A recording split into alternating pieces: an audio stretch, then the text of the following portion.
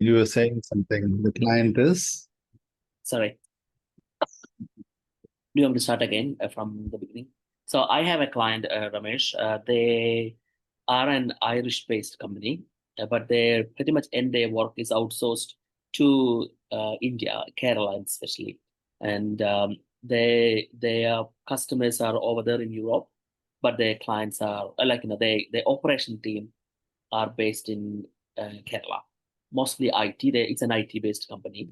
So what they approached me because they believe there is a very big cultural gap or a communication gap. They thought it was a communication gap or language gap. Then as we spoke more, I thought of suggested it may not be just a language gap. It's more of a cultural gap because Hmm. they were saying, the Irish people crack a joke all the time, and Indians sometimes they don't get and they go blank, and and, yeah, it was a Well, really when I'm attending Sue's program, I don't yeah. understand most of the jokes. I'm not surprised. Well, but you could still laugh, Yeah, like and but they reached out to me because I am, I've been living in both countries for last 30, 40 years, and I've been in Australia for 12 or 15 years now, and they were trying to connect these cultures, and they wanting to have as we said, like a different model that can work both the parties. right. So that's where we are sitting at now. I did have a very good long meeting with their team, and they feel like now the Indians, now there is a gap in communication, there is a gap in stepping up to the leadership role, and there is a gap in our Indian staff sort of dealing the customers of the other cultures, in a way that's they're technically very sound and very skilled, but the transaction is not happening. Like it's transaction means the communication is not becoming very effective. Things are Right, being done, um, right, and the both parties are happy in their technical skills, but they could do something differently. That's what they said. right. Um, so I'm going to bring my understanding of what you said. Yeah, So one is the Irish client yeah, is working with people who are from Kerala, uh-huh, and these people from Kerala, from Indians from Kerala, they are yeah, serving back home European clients. correct. Right, Customers from Europe, and right. So primarily it's outsourced. it's an outsourced company. Yeah. Right. So And a cus there are hundreds of companies operating like that, yeah, especially in Cochin, Trivandrum, and even Chennai as well. Like, most of the IT companies are outsourced from European countries. right, right.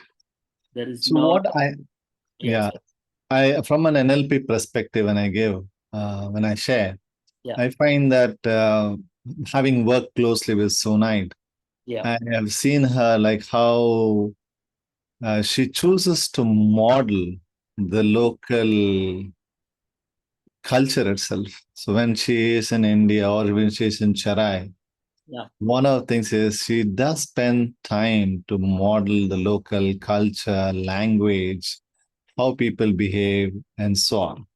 hmm, And my sense, because I say this, I happen to look at India through her eyes, like, and it was so fascinating, like, yeah, because here is so studying all the time how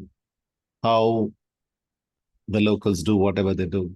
yeah, Which also, it's like the moccasin walk, like when you step into other people's shoes, it gives you a sense of how they live life, how yeah, they do business, and so on. yeah, So, at a larger framework, if I look at when companies have outcomes, what yeah, they generally do is to cut costs, they outsource quickly, sign up a deal and get it. yeah, But what they miss is the modeling, the culture, like you said, it's never the language. The language is, of course.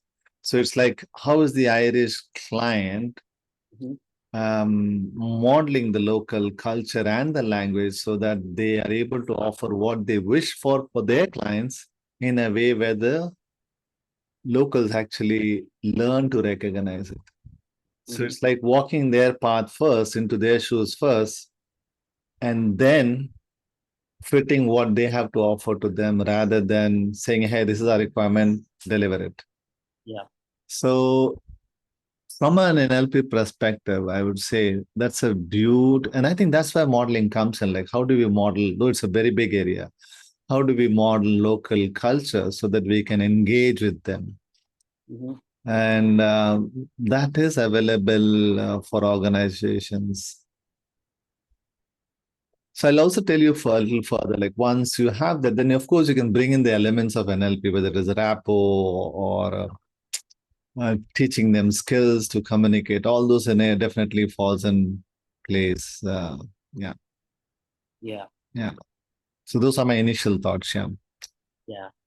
So having said all that, you have identified that it's a cultural issue and less of a communication issue.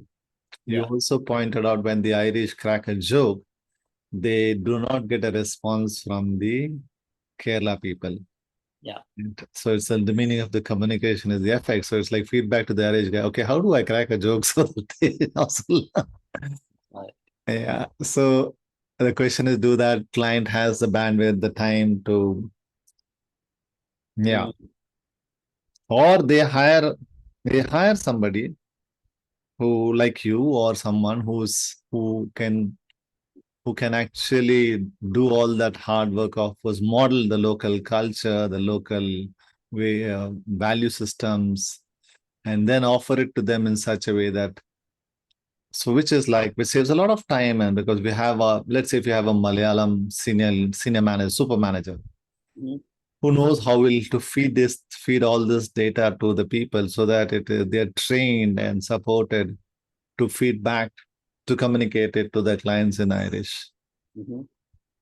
So there are different ways. And okay, anyway, at the moment you're looking at the larger framework is from where I'm sharing. It's like I'm giving you some kind of a consultancy role or an advisory role. But let's come back to NLP because that's what you wanted to do some training, I hear, in terms of using some of the NLP models. And I'll be happy to support with that. Yeah.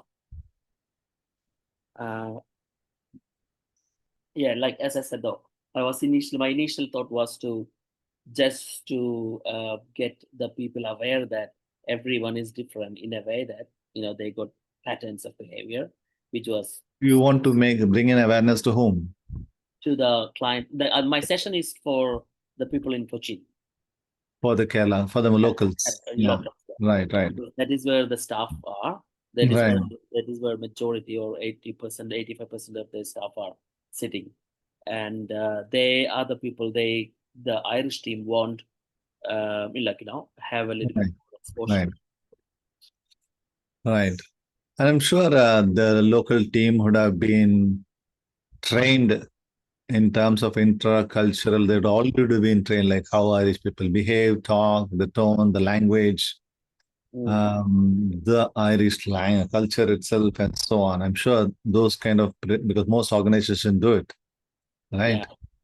But what they said is, Ramesh, they have been doing training internally by their own staff or they senior leaders, but they feel that doesn't work. So that's what they want, someone external come like myself and go and have a chat. Yeah, yeah, yeah. That's So that is one. I presuppose because most IT companies, when they do business with international clients, yeah. they train their people to study the culture of that particular country so that they kind of sink into the larger framework, which requires a different kind of a training. Anyway, Yeah.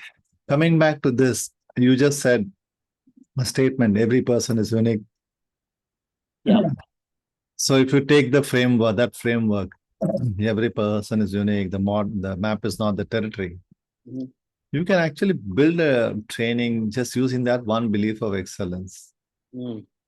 It's like how do you imprint that belief into them Mhm. in terms of, okay, not every person is unique, every client is unique, every customer you're speaking on the phone or whatever you're doing is unique. Mhm. So, what strategies would they like to design based on that one particular principle? So, if you take that as a theme itself, Mhm. every person is unique, the map is not territory.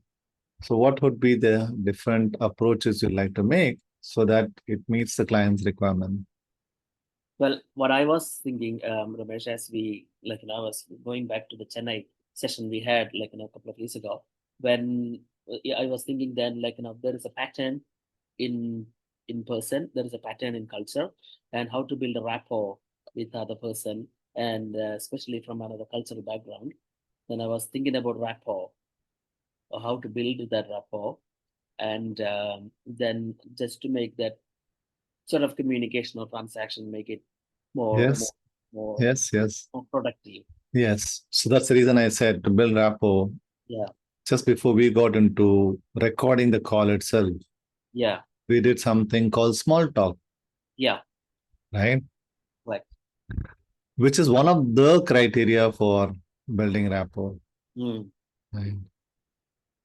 So yeah, rapport is again, it might sound easy, but there's work there in terms of mirroring, matching, leading.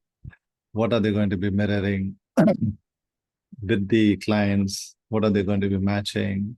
mhm, How are they going to be matching? mhm, And so yeah, you could actually do a lot of work in that framework. mm, Let's say if you take rapport itself, the science of rapport does say is mirroring, but in the matching, there's work. You can match filters for which executives need to yeah, recognize filters. So, what language patterns is the yeah, other person has? Again, bring in that every mm, person is unique. He or she might have a different way of speaking, a different pattern mm, in communicating. Are you able to match to that? Some yeah, people can speak very quickly, some people can speak slowly, some people have a heavy accent, some people have a mild accent. mm, So the ability to recognize that, match that, there's a, yeah. So you could be covering rapport, you could be oh, covering beliefs of excellence, you could be covering filters in thinking and communication. yeah, That itself is a huge area, in my opinion, Shyam. yeah, yeah. That's right. That's what I Yeah. was thinking too, because I think I got 2.5, like 2.5 hours on that Oh, day. that's it. Ah, Yeah, okay. on that day, but then I can follow up though. They have, I suggested it's not a quick fix. To do, if I or anyone come and have a chat for an hour or so, or 2 or 3 hours, it's not gonna work. But it needs some constant feedback, like constant follow up. That's the only way that you can, if you really want to make a change, especially in the behavior, it needs time. But what I was thinking as well, I have got a partner uh, back in Australia. She's a public speaker. She's very into. You Uh, might want to use this as a feedback to the organization who wants you to teach everything in 2.5 hours. I Have you already heard of I already told them that's turtle theory. You don't have to move fast. You have to keep moving with patience, direction, and peace. Progress doesn't need speed; it needs consistency. That's true. yeah. So there's a science behind it. I mean, it depends on how long they want to do business. So yeah. Yeah. So, I but I always I always ask organization, what's your outcome? What is that you want to achieve by the end of the day? And how much of bandwidth you have, how much are you willing to invest in terms of time and money? yeah. Most organizations, I find it like they are willing to, and they'll say there's a but coming up and say we just got 2 hours. We Hmm. let it be done in 90 minutes or 2 hours or 3 hours. Hmm. Yeah. Yeah, that's right too. Yeah. Um, but I that's what the initial conversation I had with them, Right. and Have they agreed to that? now I told them it's not a quick fix. It need follow up 100%, and Right. that they were happy with that. I think they really struggling Right. because that So in which case, may I suggest you, because you got 2 hours only, yeah in which case just use the principle of rapport. That's it. Yeah. So, in other words, state the belief of excellence. The map is not the territory. Every person is unique. But how do you connect to that uniqueness? How do you identify that uniqueness? Hmm. And then maybe you might want to somehow weave into the filters Yeah. and then introduce rapport as a science to them that this is available and close the session. Because Yeah. 2 hours, this itself is too much for 2 hours. It's like, but what I'm suggesting is it's a capsule of 2 hours, so you can do it. Mm. And I could, then I was thinking, like, as I said, I got a partner from Australia. She could interact with them as a sort of in a different space. She's not their manager. She's not a, like, she's an experienced person, communication trainer from a Western background. So I could offer her service as well for a month or so, like, 1 or 2 sessions Hmm. online. Hmm. Yeah. Hmm. Right, you could, you could. So anything else? I think 2 hours, this is sufficient, Shyam. Yeah, that's right. That's what I Indians are thought. like generally, again, generalizing, most people like to fill in stuff. I think this itself is a lot for people to process and design a strategy and then say, okay, now that you have this, if you had to connect with a new client, what would be your strategy? So yeah.